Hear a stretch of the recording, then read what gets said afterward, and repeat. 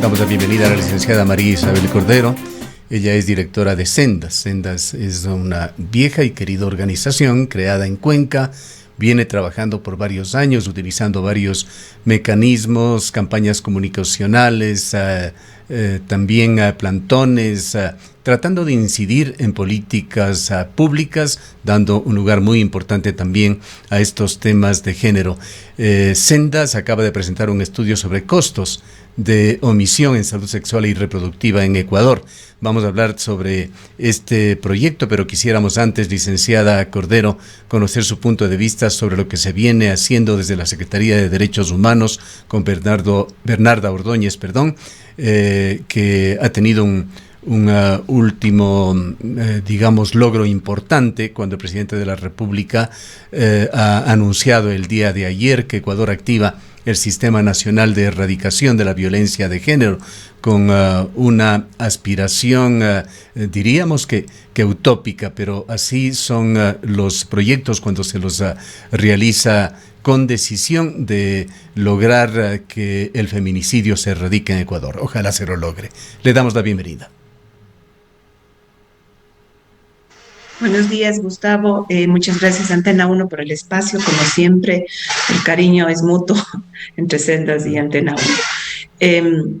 Realmente aclarar una cosa que es muy importante, creo que para los radioescuchas, la implementación del sistema de atención contra la violencia es una obligación que tenía pendiente el Estado ecuatoriano en el marco de la Ley de Erradicación y Atención de la Violencia de Género que se creó en el 2018. ¿Sí? La ley plantea que el Estado ecuatoriano tiene que conformar este sistema justamente para responder a los problemas de violencia de género, que son problemas muy estructurales, desde las diferentes instancias que son garantes de la protección de derechos a las mujeres. Entonces, en este espacio estaría todo lo que es el sistema de justicia, incluida Fiscalía, obviamente, Policía, está también el Ministerio de Salud, está el MIES, está Educación, está la Secretaría de Derechos Humanos como ente rector. En fin, están todas las instancias que son garantes de derechos, que tienen la obligación de hacer atención. Entonces, si bien felicitamos a la Secretaría de Derechos Humanos que ha logrado concretar esta instancia, este espacio en este gobierno, este es un ejercicio que se lleva impulsando, incidiendo políticamente desde antes incluso de que la ley esté aprobada, porque obviamente sabíamos que el sistema se iba a construir. Y a raíz del sistema, obviamente, hay este registro único de casos de violencia, que es un sistema que nos permitiría, digamos, tener en alerta los casos de violencia denunciados, hacer el debido seguimiento, saber qué tan bien tratados están siendo, porque uno de los principales problemas que tenemos para enfrentar la violencia es que no accedemos a justicia, las mujeres no estamos accediendo efectivamente a todo el sistema de justicia y por eso se llega a los registro femicidios. Es realmente importante porque uno de los defectos en el manejo de las situaciones públicas en país es que muchas veces hay un divorcio de los gobiernos, recibimos gobiernos locales, gobiernos nacionales, incluso organizaciones de carácter privado, ONGs, de índices, de indicadores que deben ser aquellos que deben por una parte motivarnos y por otra proponernos metas.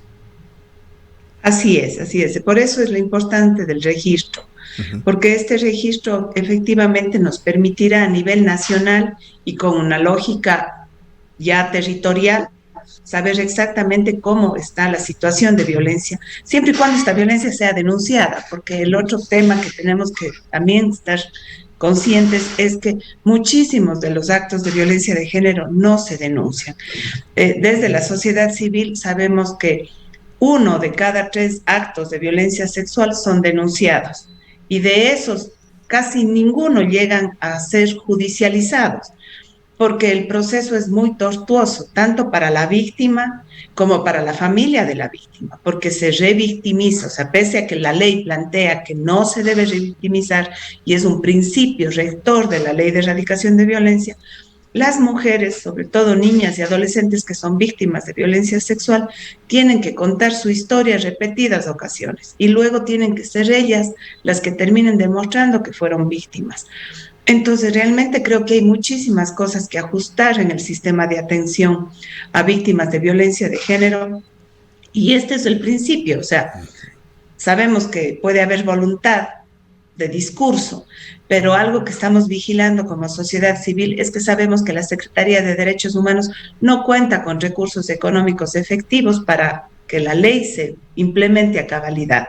El presupuesto para la erradicación de violencia de género es prácticamente inexistente.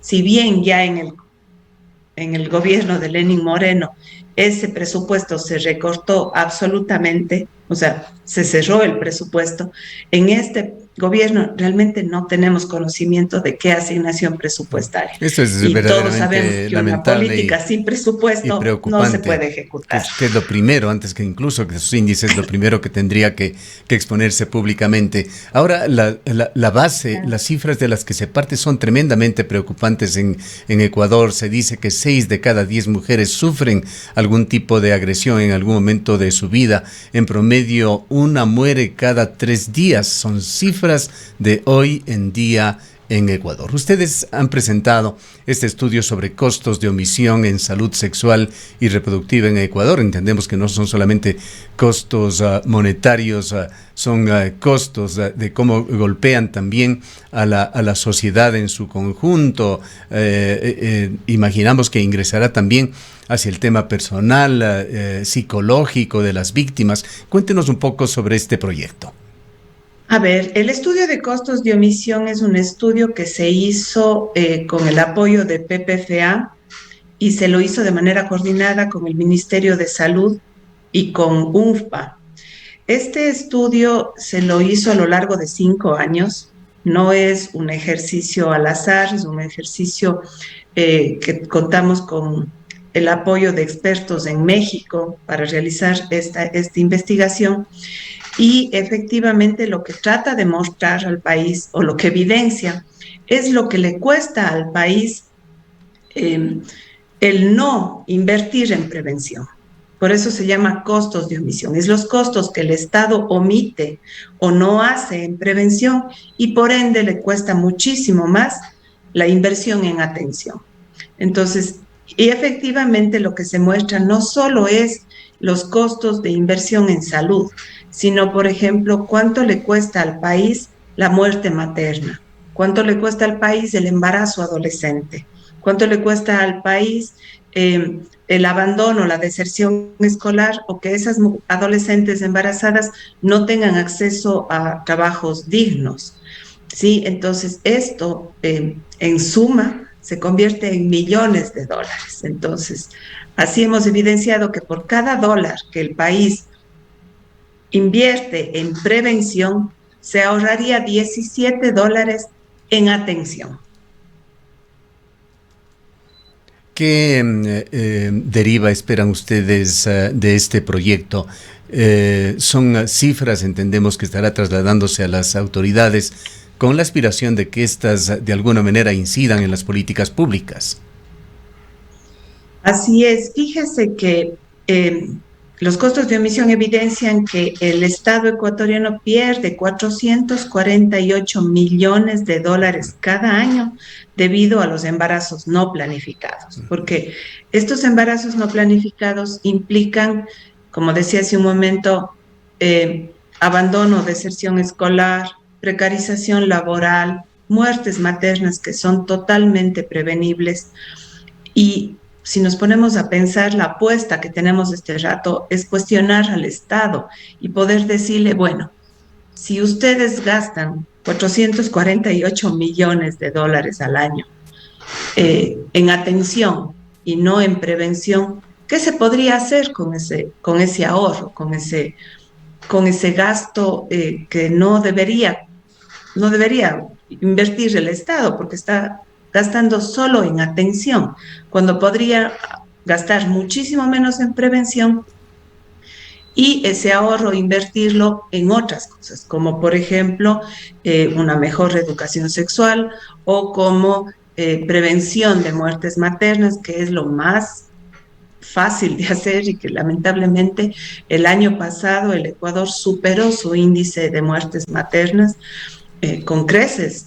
Claro, esto fue, digamos, en un contexto de pandemia. Sin embargo, todas las muertes maternas son prevenibles. Entonces, ¿cuánto le cuesta la vida a esa mujer? ¿Cuánto le cuesta a su familia no tener una madre que es una madre no solo cuidadora, sino también productora? Entonces, el cuestionamiento al Estado es justamente ese. ¿Qué podemos hacer como Estado ecuatoriano para que la inversión en atención mejore? Eso abarataría costos de atención y con esos, ¿qué podemos hacer? Que tenemos muchas salidas, ¿no? O sea, cómo mejorar la misma atención en salud sexual y reproductiva, pero también cómo mejorar la situación de vida de niñas y adolescentes, de mujeres, cómo cerrar otras brechas de inequidad, cómo atender mejor la misma violencia de género, que justo este rato estábamos diciendo que la Secretaría de Derechos Humanos no tiene recursos para la implementación de la Claro. ley. Entonces, ese es el ejercicio de incidencia que hemos tenido y no ahora, porque si bien ahora estamos haciendo público esta investigación, eh, todo el camino, todos los 5 años de elaborar esta investigación y de recibir retroalimentación y discusiones a nivel ministerial, por ejemplo, con salud, ha sido ya un ejercicio de incidencia política, justamente para mejorar el rol que el Ministerio de Salud tiene en prevención. Pero ahora realmente nos falta trabajar con otras instancias, sobre todo con educación, hacia cómo mejorar o cómo el sistema de educación asume una responsabilidad mucho más seria, más ética en lo que es educación sexual integral hacia la prevención del embarazo adolescente. Viene esto en un momento muy oportuno. Justamente en estos días se ha abierto un paréntesis de 30 días para discutir una propuesta gubernamental que intenta recaudar unos 1.400 millones de dólares de los ecuatorianos.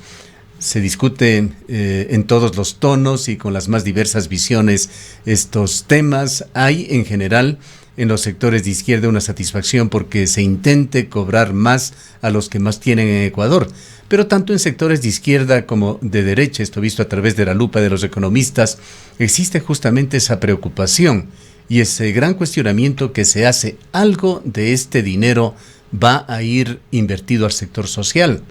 Al punto de que algunos economistas sugieren de que paralelamente el gobierno o la función legislativa, concretamente, debería emitir leyes paralelas que den lineamientos en cuanto a cómo utilizar ese dinero, este sacrificio que está pidiéndose nuevamente a los ecuatorianos.